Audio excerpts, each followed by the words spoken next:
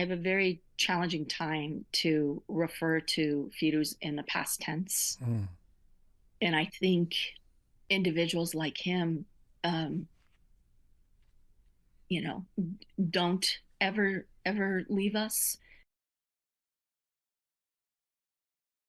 Maybe one of the ways that it was um, notable or surprising, and I don't want to stereotype people based on occupations, but he's a scientist. That's We weren't as used to seeing that kind of public advocacy done.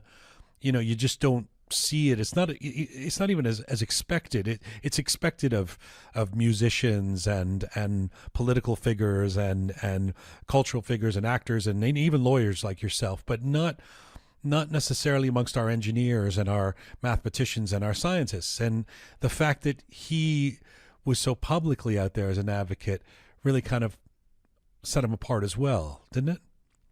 absolutely. I mean, he was very intentional about using his platform to be able to bring the most important conversations forward, whether they were in Iran about Iranians, their plight, or here in the US for Americans. So if you knew him, you would know that he always introduced himself as an Iranian American, very strongly in both societies, in both cultures, and yearning for justice in both locations.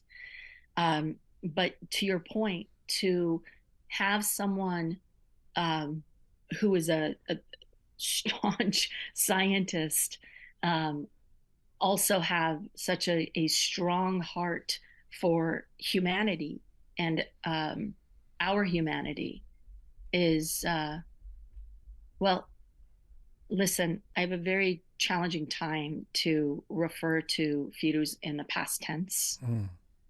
And I think individuals like him, um, you know, don't ever leave us because of the impact that they have left, the fingerprints on so many people's lives, the, individuals that he supported through their education and placement within their careers and Yeah. making sure that their dreams were being manifested. There, an individual like that can't be in the past tense because you see them in all of these other forms. I will say that his strongest time were these last several years outside of his career and using his platform to voice the angst of people.